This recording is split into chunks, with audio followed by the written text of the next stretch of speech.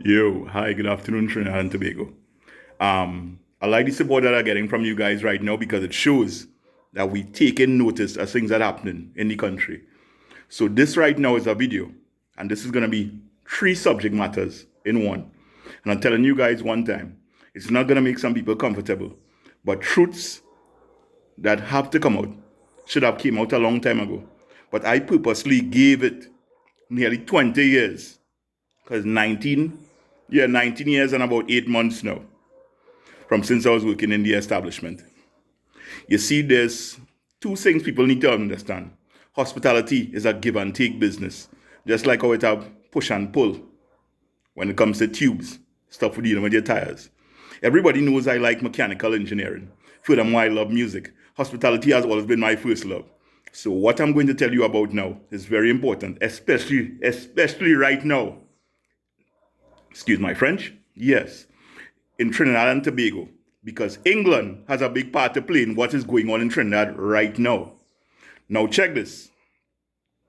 All I have to say, let's begin.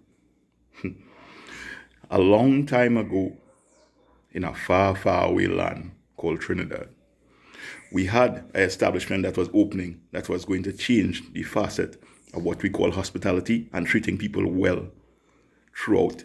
Good service, new items, and drinks and staff that were so well trained, it blew everything away for at least 6 years. I was involved in that process and very proud to this day because the guy who started that in conjunction with his brother-in-law taught me so much things about hospitality, even though I knew a lot, taught me more on reconciliation and accounting. So with that being said, let's begin now. One of the difficult and hard to talk about subject matters, aka taboo, is anxiety and depression. It doesn't matter how much money you have. It doesn't matter who you're with. It matters the previous experiences that take you into the situation that you're in right now to make you feel a certain kind of way, to make you remember certain things, to put you in a dark spot. So now, rest in peace, Papa George, aka Mr. Allen. Because some people say you used to look like Woody Allen, but I don't see it, but many people used to say so. But you are the coolest old dude I could so talk to for hours. And we had a discussion next to the Coke glasses. And the Coke glasses is somewhere which part it has service. Now, I like to perform in service because here is the scene. What you do is you make drinks for the entire restaurant. You're not making drinks for the people in the bar itself. So that means your service have to be on point. If you see 7 drinks come up and stuff, you make that, boom. Yeah, you feel like a Dan because you have to make mixed drinks, not just pulling stuff out of the freezer and stuff of that nature. Now, when you are consistent, people would always come back to you because they say, nah, boy, your stuff tasting good. It's not a matter of making drinks strong enough. It's a matter of drinking drinks like, yeah. Because I realize that a lot of people, even though they might be going through stress and stuff, it have water in holes, and then it have sometimes, like once every 2 months or 3 months, a family would come through. And they would enjoy the service so much, they would be totally blown away. Now in 2025, it's totally different to 20 years ago. And I started in this establishment October the 1st. That's the official opening time we opened in 2001. Yo, so that means we were training prior to that. And before that, I was working a nightclub called Base Nightclub. Most people remember that with me because I was working VIP. So big up to Scott, big up to Alex, big up to Chinese Boy, big up to Gerard. And rest in peace to your brother who passed away also in the accident with the bike stuff. I'm not even going into that. So here it is. Papa taught me a lot of things, and what me and Papa was talking about a certain Saturday night while I was working service, he stood up there, and people will remember this story because he stood up there for about 40 minutes talking to me. And everybody in his family and extended family wanted to know what we was talking about. I was talking to him about people who behave eccentric and people in history who operate like that. And it's very peculiar. He said, yes, so-and-so, which is Peter, operates just like that. And it's really true because people who move differently think differently. Just like myself, because people saying, wait now, look at how much hair you have on your head now and look how up in the age he is. You cannot make somebody into an individual shape that they're not supposed to be in. In other words, it has rotary engines and it has regular fuel-injected style engines. And if you use a rotary, of course, you know you're burning more oil. And when we started to have that conversation, he said, well, he's been that way for many years. He hasn't changed. So if all you don't know who I'm talking about PBA 464, Peter. I'm talking about slightly hunched back, very arrogant Peter. We're talking about a certain restaurateur who definitely made a lot of dreams come true in the sense that a lot of people, nice wedding receptions, business openings, concerts, as in meetings, transpired in that compound. I could tell you because I was the server, or one of the servers. And as I tell you, hospitality is my life. I love to make people laugh. I love to conversate with people who have intellectual stature that I can continue going on with conversating. So after having this conversation with Papa, he went back to the table and stuff, because I remember it was about 30 of them a Saturday night. It was remarkably nice. And what I have to say is, Natalie, human beings, as in members of staff, will never forget arrogance and being shifty with your words. I never forget those things either. And a lot of people tend not to realize how good it is to be an international bartender. And furthermore, a bartender that is well known. And when you're a car guy from birth, it teaches you a lot of things. We had so much stellar entertainers, actors, and expats pass through that establishment. And the establishment's still going Trinidad and Tobago. So it's not like it's closed at all. It's just I'm not with them anymore. And this is the misconception that I have to clear up, because 20 years later, it's still affecting me. That's to tell you how bad things were. Now, when you go to work for 10 o'clock in the morning, get a break-in shift at 4 p.m. and start back at 8 p.m., it shows that the boss say, nah boy, this man's skill set is at a different level. And this is what I was doing for months, because when we opened up on a Friday, we have so much people there that they had to bring security by the doors to come in our restaurant because we was jamming hard. And our bosses, even though they are Syrians, didn't study the situation of our complexion, because everybody have a different character trait. Every bartender moves different. Every server moves different. And furthermore, you don't bring your problems to work. You bring yourself to work to make sure people's problems go away. So my spunk, enthusiasm, determination, storytelling style, and intellectual capital is a hell of a thing. And I love mixology. I love cars even more than mixology. And think about what I'm saying. Natalie, the two people in that establishment's history that have the nicest character, sometimes they used to rough them up until they're crying. Natalie, what is the purpose of doing staff that? What is the point of being a nag to staff? I want you, Natalie, to remember one thing. Marva and Kinder are the sweetbreads of hospitality in Trinidad and Tobago. Ask anybody who ever served, or got served, in fact, I should say, from them. Because up to now, it's 20 years later, I wish I could get a piece of tiramisu, or raspberry, or black forest from any of them. They could serve me and I will laugh. When you could look into somebody's face and feel the positivity, that's a hell of a thing. And you don't get that, so check this. Living in New York, I met a lot of people. And furthermore, working in Carib and Samakal Compound, CDC, you know how much people I met and have lasting relationships with. And even if I see them up to now, 20 years later, and this is before 20 years later, this is still 26 years later, it's like we striked up a relationship like we haven't seen each other for only a few hours. So here it is. Big up somebody called Alma Sabga. Do you remember when I lost my peepers and I told you somebody stole my Movado? Well, of course, you found back my peepers. It was on top of the fridge. And furthermore, the Movado, I never got it back. And look at that. This is 99 or 98. I distinctly remember that because I was working base and Carib at the same time.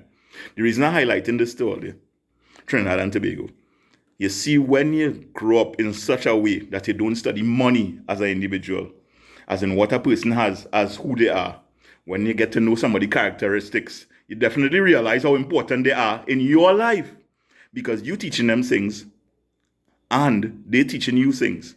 And that's why John, which is Natalie's husband that passed away from cancer, rest in peace, he taught me so much. And furthermore, in my life, I lost my grandfather. My big brother, best friend, lost his mother. My best friend lost his mother. My friend from school lost his mother to the same disease.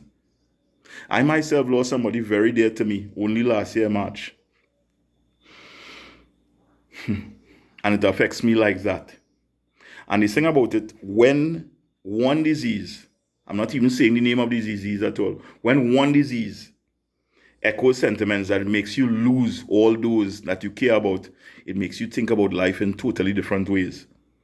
So with that being said, Natalie, I hope over the past 20 years, whether it's in the sandwich place or in the main event, or in the one that was around the roundabout in Rookery Nook in Maraval, I hope you never treated anybody with animosity, naganization, or looking onto them downward.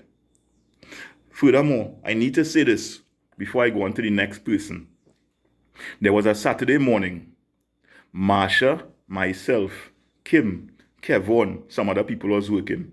And John was walking with his roti because he bought a whole bunch of rotis first before we started. This was a UEFA Cup morning. And he likes to wear the New Balance, short pants, and a striped t-shirt.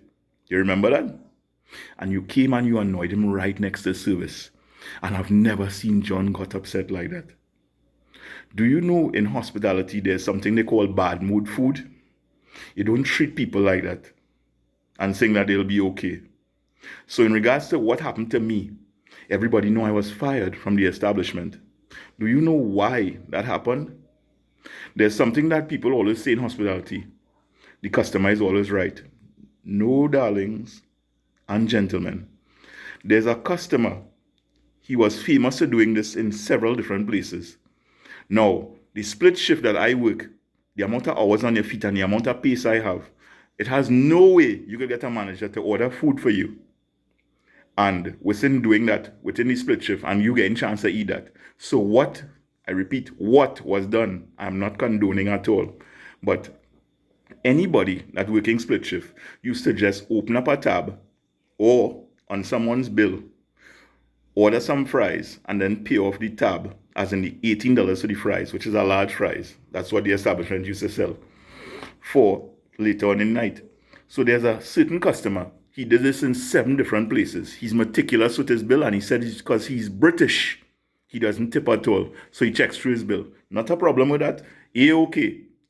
But you made plenty people in different establishments hate you with a passion. And guess what, Trinidad and Tobago? This person is a British national. And his name is Gordon, not his last name, his first name. So don't get it twisted with the lovely people, for instance, the girl who working with Nestle, or Mr. Ken Gordon, or Mr. Gordon who works in the prison service. Don't get it twisted. The reason I'm highlighting this here is because that man made myself and somebody else get in trouble for the fries because we couldn't get to order food. So tell me honestly, family of John now, do you really think somebody who's making credit card tips, cash tips, links tips, as in debit card tips, and American Express tips would really rob from you guys? Really? The reason I'm highlighting this also, because the way that Peter, let's get into this story now, treats people, as in his staff, is arrogant, not arrogant. And he got this from a certain person who owns a very big bunch of franchises that's being sold right now for the most amount of money transferred from one company to our next company with that purchase. Now, with that being said, do you remember that arrogant cousin of yours blowing his cigar into Natasha number 2's face? Natasha number 2, yes. The one with the nice bam and the hazel eyes.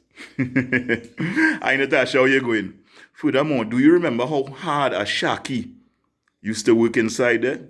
Do you remember Selvin? Or do you just remember having the tallest member of staff that still to this day cannot answer you, talk to you about negatives going on? Because when you move shit-faced, you're bitching about everything. Sometimes you slam a glass into the wall and all. But I want you to remember something. Peter, before the cock crows, you will have forsaken me 3 times. So who is this boy? Was this Wanda? Or was this Miss Jardine? Or was this somebody else that you don't want me to mention the name at all?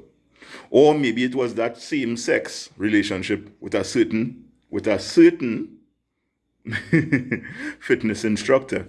Because last time I checked, he doesn't have a vagina. No, hint, hint, wink, wink, I didn't blink. Yo, other than that also, what you need to remember when Matthew was in the accident? Remember the only person he was asking for is this trooper? Me? Because yeah, he and Zidane, aka Steven, definitely some people I know used to vouch for me and say, nah boy, if you go that place, you had to go by his bar boy. And I could tell you straight up, it have people up to this day, whether in New York, whether in Canada, whether in Los Angeles, or whether in Delaware, remember me on a first name basis. Because I do ramp with people. And furthermore, Ferdinand, yes, former owner Linda's. He's one of the nicest customers in the world. I remember people on a first name basis, and that's why hospitality and furthermore having a photographic memory when you're a good person is a hell of a thing. I remember Ezra and his family being the nicest family I personally ever saw. Blondie loved how he used to interact with his family. I remember Petal having the sexiest lips that used to come by the bar. Chocolate lady, when she smiles, eyes a day, you could be the biggest criminal if you're in a Glock down. I being real with all it because things do affect people. And when people work in hospitality, it's very hard to put on a front. So Peter, for many times, you need to stop acting like a cunt. Being a nastiness, a nastiness, a sadistic controller is a hell of a thing. Do you remember when we had our sports day? We had 2 different sports days. We had a football day up the road by Eddie Hard grounds. And then we had one not too far from QRCO. In fact, it was QRCO or Fatima. I can't remember the grounds. But nevertheless, the turnout was remarkable. The type of love that a well-oiled unit does operate with. Peter, I know you don't know certain things, you know. Look at me very well now. Alma didn't even know this. You see people from a place called Lincoln Park in Los Angeles? You see that group? I was one of the first members of the LPU.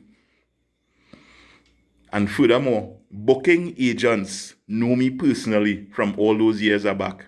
Do you know the only reason they wasn't going to come to Trinidad is because they were seeing the crime rate escalating? Do you know that I was the person in talks with them to come to Trinidad? There's no hearsay. There's no exaggeration.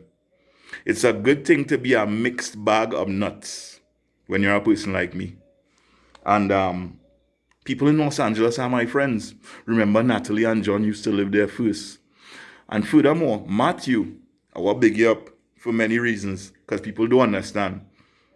When you grow up seeing a kid growing up and you're seeing his passions and you're seeing his cousins and things, people don't understand Trinidadians are the salt of the earth, you know. It have good people and bad people. It also have people who have cousins who are popular. It have people who infatuated with themselves, egotistical, vain. I do operate that way. And I will respect people like Ferdinand. I'll tell you this also. Robert Blyer, yes, former Canadian High Commissioner, Vice. That was my real friend. You could also talk about a certain, let me see, Cupboard's Place in South. Big up to Fens. It has so much things that could keep on going on about. This is how the human mind works when you're working with a good spirit and hospitality. So Matthew, I want you to know something. Do you know that a certain Mali mashed up hard in that school in Miami that you went to? Yeah, he used to play American football. His name? Rowan Mali. Yo, So, the thing about it, what I'm trying to tell you now, Matthew, I real proud of you for many reasons. Furthermore, Twitter real shocked me how big they are. But now I reach my 20 minutes mark. But what I'm trying to say is, never judge from experiences that people had. The reason I get knocked off the roster is because the nagging that man was going through, he definitely thought I was one of those people who was stealing money. Like a certain other establishment up in the East, which I won't call their name. But I would never do such a thing. Because trust me, he was also the person that showed me a room full of money. And up to this day, not even one red cent disappeared. But let me show you guys this. It's real important. See this hat? See, this hat is really, really important. Ta-da! Look at the names on this hat. This hat is worth at least about 40 grand because there are a lot of dead people on it. And I'm not saying that in a disgusting way, but in a way that makes you understand how close the relationship that Romy had with all these people.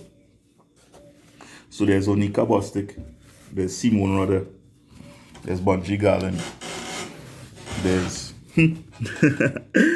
oh gosh. Anyway, let me do that crap right now. So I'm going on 22 minutes thus far. Hospitality is a hell of a field. And when you have real emotions in it, you don't need to act. You don't need to show off. So the people that working now with Peter, understand hospitality is a way of life. Don't be an actor in the field of hospitality. And let it be known, stand your ground. Because he definitely still have some animosity towards me. And I really don't care. Because I taught hundreds of bartenders in this place called Trinidad and Tobago. And trust me, it's now for the reveal. Yo, big up to everybody who remember Romy. And yeah, I'm still looking young, even though 20 years passed. And Peter, guess what? Look how much hair I have. You're still angry with people for growing their hair? Yo, I miss Chester, and I could say it out loud, Bennington, which spoke to me about depression and anxiety for a long time. And the other person I met was before I started to work in Trot, which was DMX. And trust me, he had a lot to say about depression, anxiety, usage of drugs, alcohol. Chester was the same way also. So when people are looking at you from the outside, they really don't know what you're taking on the inside. So, From the Inside is one of my most favorite songs. And furthermore, people don't get it twisted. They don't know what anybody is going through at any given point in time in life. So with all due respect, keep your words in check. And never, because you're seeing your friend having a down day, judge them in any way. As usual, I love you guys. Like, subscribe, share. Peace.